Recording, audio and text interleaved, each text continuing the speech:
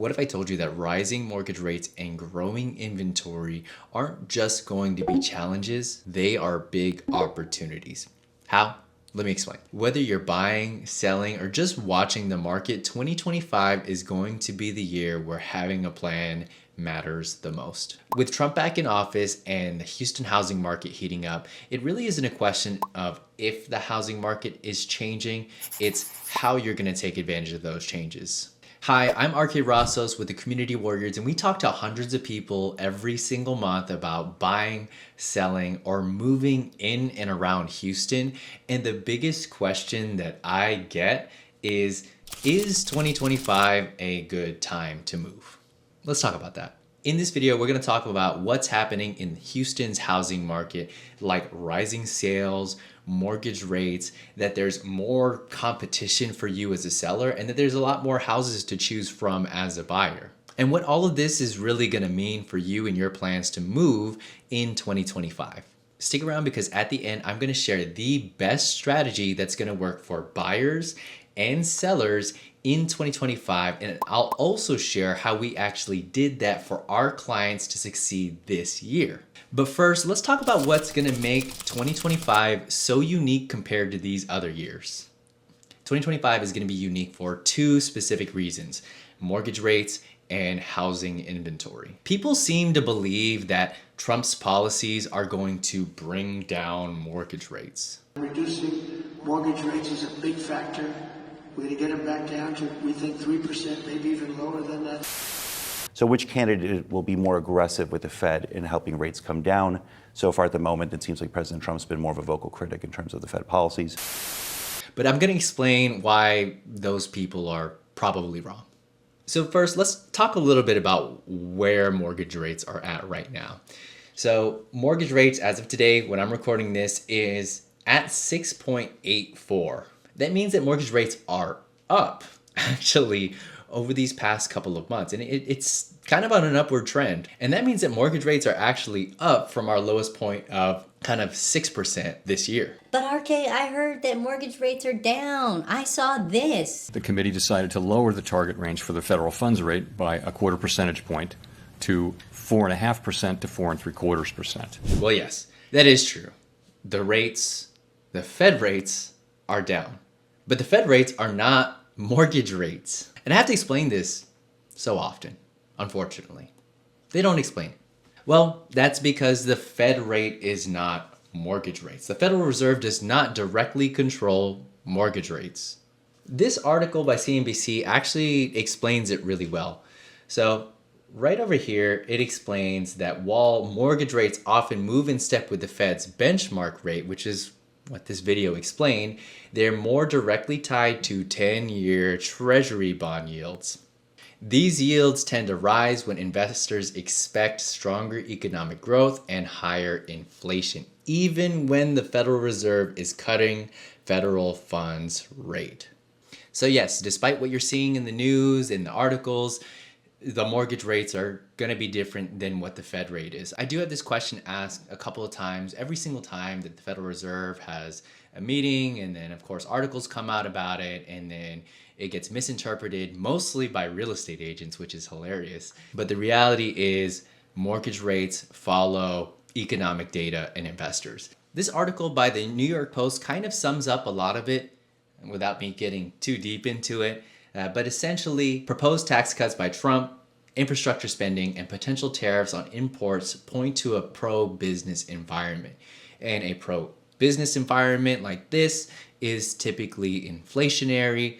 And if things are inflationary, then typically interest rates do not go down.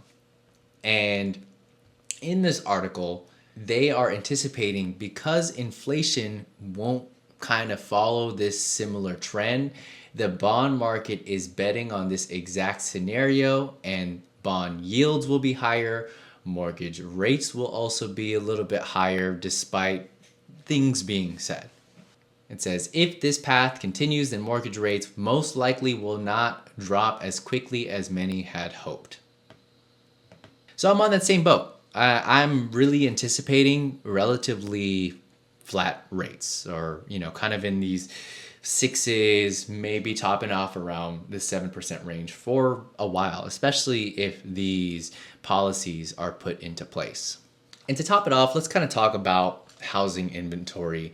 That in Houston specifically, because this is the market that I serve, the housing inventory is 4.4%, which is the highest since September 2012, which was at 4.7%. We're actually a little bit higher than the housing inventory nationally, which is at 4.3. So to sum it up, 2025 will bring similar mortgage rates, probably not the ones that people are saying that rates are going to be lower. Because of housing inventory, we're also going to have more options for buyers out there and tougher competition for our sellers out there. So what does this mean for you? At the end, I'm going to show you how one of our buyers took advantage of this situation and saved a ton of money, and how one of our sellers took advantage of this exact situation and sold their home for more than the competition and quicker than the rest of the houses in the neighborhood. But before I do that, let's talk about an important question that you're probably thinking right now. And that question is 2025 going to be a buyer's market? Well, right now, homes are sitting on the market just a little bit longer than this same time last year. Nothing crazy. I mean, we're talking about 48 days on market to 51 days on market. But here's the big thing with inventory, and it's upcoming inventory. Right here, this is a report from Texas A&M, and it shows that Houston has accounted for 35.6 of the state's total starts, total new construction starts. So that's over a third of the starts in the entire state of Texas is in Houston, Texas. So we lead all major cities by, the next one is Dallas at 27%. So by almost 10% more houses being started here in Houston. On top of that, the builder confidence jumps to a 7-month high after Trump wins. And the reason why home builders are much more confident is because it's typically going to be a lower regulatory situation. So it just means that builders are most likely going to be able to build faster, and they're also most likely to be able to profit more. So when you consider that inventory already is up to our highest point since this same time, 2012, and that we're going to continue to have more inventory, it's likely that they're going to have to try to find ways, the current inventory is going to have to try to find ways to clear up and sell. So this could mean lowered rates, incentives, closing cost help, especially in neighborhoods where there's a lot of new construction at. There's even lenders specifically not tied to builders that are giving really great deals because they want to also have pieces of it, like we talked about in this video right here. And for this house specifically and all of the other houses that we're looking, we can get it for $6,500 rebate because it's a grant. So is it a buyer's market? Well, kind of, right? Due to demand picking up and everyone's perception that it is more of a buyer's market, my concern is that prices will go up because we're talking about a pro-economic growth administration, and more people in general think it's going to be a much better market to buy in just because that's what everyone is telling them. So my worry as we head deeper into 2025 is that these perceived savings that you could be getting a bit sooner may be gone because the prices of homes are going to increase due to the inflationary environment that we may be put in again. So your window might not be forever. So now if you're a seller, I know your next question is, should I actually sell this upcoming year or should I wait because it looks like there's going to be a lot of houses to compete against and it may not be the best situation for me, right? Let's first take a look at where things are moving for sales. I always like to share this because you can kind of see the breakup in these segments. So sales from houses 100 to 149 have actually decreased 7.3%. So houses that aren't of value are not really moving too quickly. Then you start to see that houses 150 to 250 increase 16%. Houses 250 to 500, 499, increased 7.9%. 500 to 999 increased 26%. And 1 mil and up have increased 33.8%. So demand is strong in these types of price points, so it could be a good time to act. And I think this is going to be similar story as we head into 2025, right? What this tells us is that that middle or upper middle or even relocating buyer from a different market is willing to pay a premium pricing, so houses are actually still moving, right? On top of that, you can see here that our showings are actually up 4% from this exact same time last year. So there's more people looking at houses right now. And this is the crazy thing.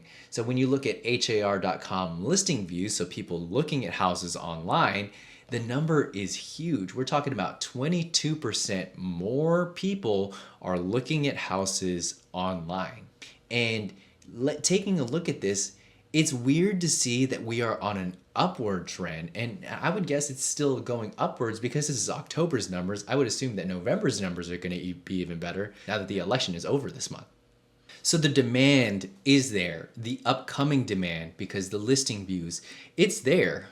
But really, it's not a time to get complacent because there are a lot of sales happening. There will be a lot of sales happening. But one, you've got the pressure that you are, as a seller, going to be competing against a lot of new construction.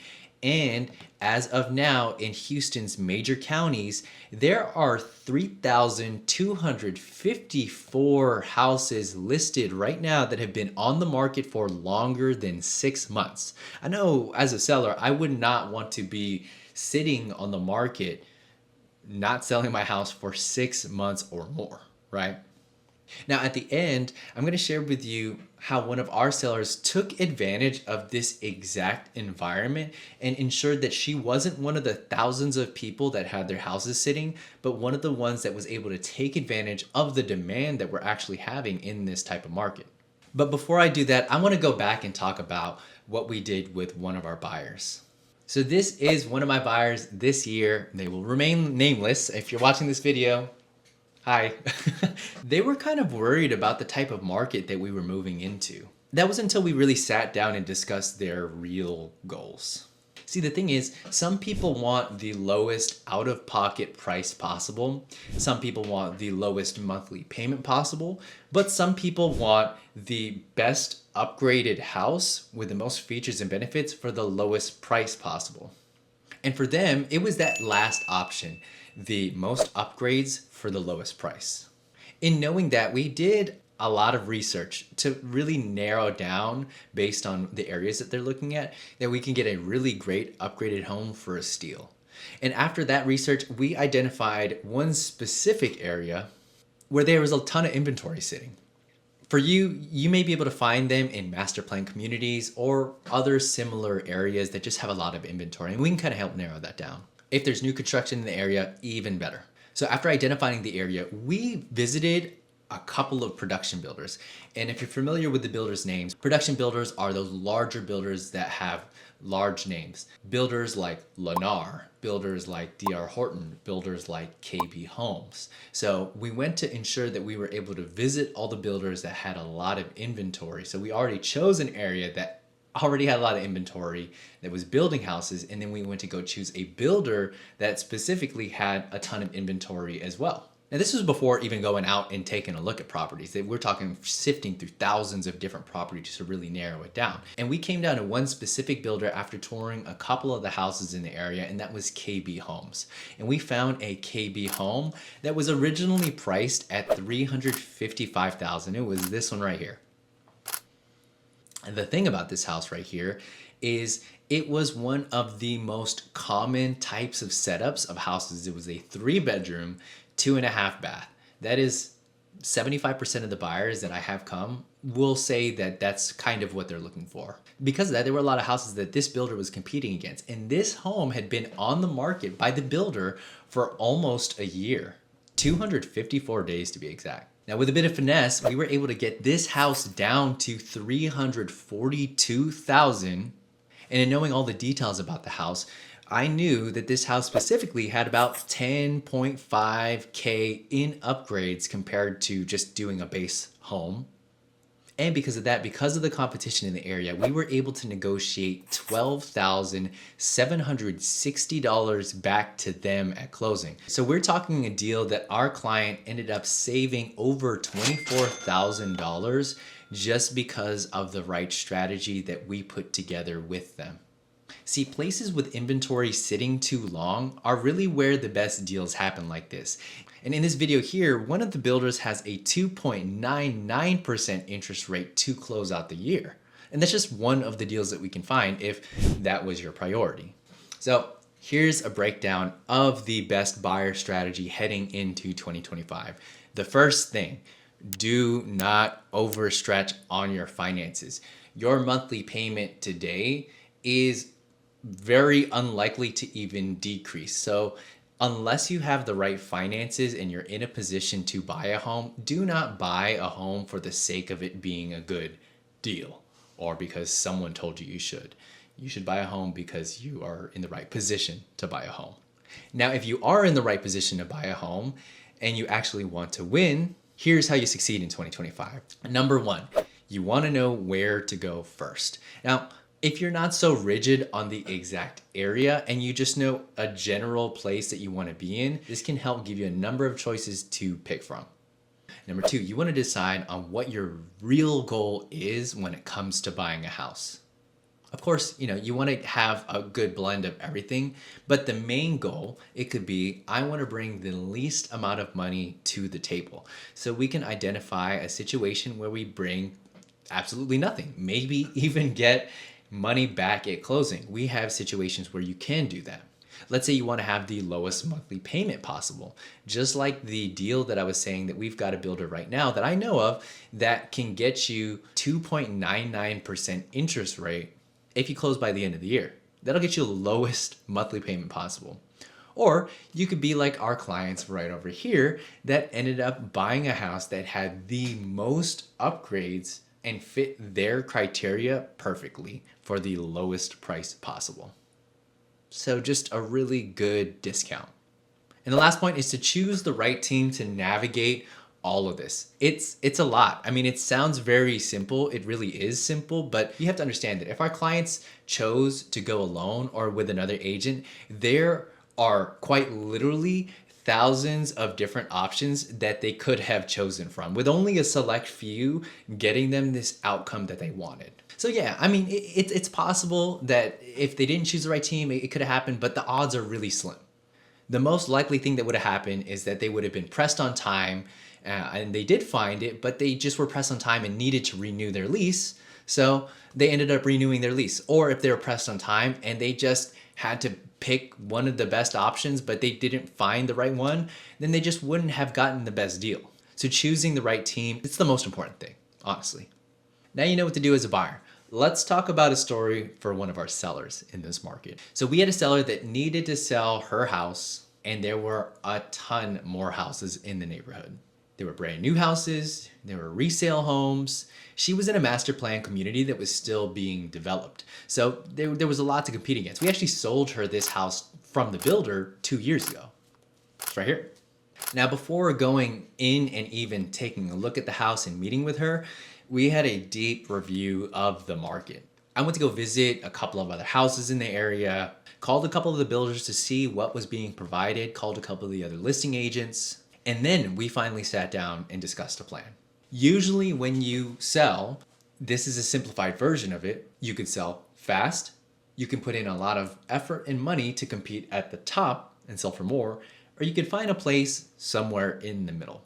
After the meeting and after the research, we found out it had to be some blend of the middle. We saw that she decorated the house really well, but there were a couple of tweaks to make to really compete with the top of the market. But also, we saw that there was a lot of new construction competition that we could not do anything specifically to the home to really compete at that price. It would have been impossible to make the house 2-3 years newer to make it the same as new construction. Now, after figuring all that out, we had to package it, we had to execute, and for this year, it still is the highest priced sale and one of the quickest sold in selling just over a week in 9 days. Let me kind of lay out a little bit about what worked in this strategy and how you can implement that as you plan your sale in 2025. The point one, staging it to compete with the new construction. A recent study by the National Association of Realtors profiled listing agents, and 53% of listing agents found that their homes sold quicker if it was staged. So a staged home, whether it's a new construction or a resale, would give it that advantage a little over half the time. On top of that, 52% of agents had also mentioned that it increased the price that the house sold for. So in knowing these stats, our team decided, okay, let's stage the house a little bit. Let's put in a little bit of our effort specifically to the staging so we can compete with those builders out there. Point two, it's the marketing and the packaging to be proactive. We recorded a video that proactively put this house specifically in front of the right people. It actually is one of the top performing videos on our channel right now. Point three, you know where I'm getting at with this, it is to choose the right team. This strategy only worked well because of the research and the proactive approach that we had on who the end buyer would be in this market. There are times and there are houses where it is better off to do nothing and just compete with the lowest price in the market. By doing that with the right end buyer, that could attract more people and create a highly urgent bidding war and actually sell the house for more than what it's worth because you get to focus on urgency and emotion. And some buyers and some markets are going to be like that. Or maybe a bad decision could have been made. And maybe we could have said, okay, we need to compete with the new construction. Let's repaint the home. Let's put in the new countertops to compete with the good builders out there. We could have had our client spend the money with limited gain. And I see this happen a lot. So choosing the right team makes a big difference because there's going to be a different marketing plan. There's going to be a different pricing plan for every single house and every single different type of market that we're in. So there are quite literally thousands of different scenarios that can be played out when it comes to the marketing and listing of the home. But either way, it's really about identifying who the end buyer is and what's going to speak to them the most. We are going to see way more of this competitive situation for sellers in this upcoming market, again, because of the new constructions that are going to be hitting the market. And there's just going to be a lot more people that are much more comfortable with moving now. So whether you're buying, selling, or just trying to figure out your next step, opportunities are there. You just really need the right plan. It's not a one size fits all like some people may think. And you can see that the last tip is a common theme for both my buyers and sellers out there for 2025. You got to choose the right team versus the cheapest and most convenient option. I swear, someone once a week comes to me and, Oh, hey, this agent is going to cut their commission. or even, Like, hey, I got to use my cousin. I got to use a family member. sure, I'll be honest with you, you could have done that 2 years ago. A potato with a real estate license could have sold your house. Seriously. Or you could have bought any house and you could have still gotten an insanely low mortgage rate that it might have not even mattered. 2025 is not the year to gamble with these huge decisions. Yes, you could save by using a friend or a cut rate agent. But let's think about this. Would you let someone with that experience handle a life-impacting surgery if you needed it? It's really the same with real estate in this upcoming market. This is not one to play with. You gotta have people with proven results that know how to navigate tough markets. So despite things looking less than ideal, the market in 2025 will reward those who plan ahead. And if you want to do that, just click the link below and let us know what you're thinking of doing. We'll give you a free, tailored game plan for your 2025 move to see if it's even feasible for you. But if you're not ready just yet, then maybe this video can help you get a little bit more ideas about what your plans are for 2025.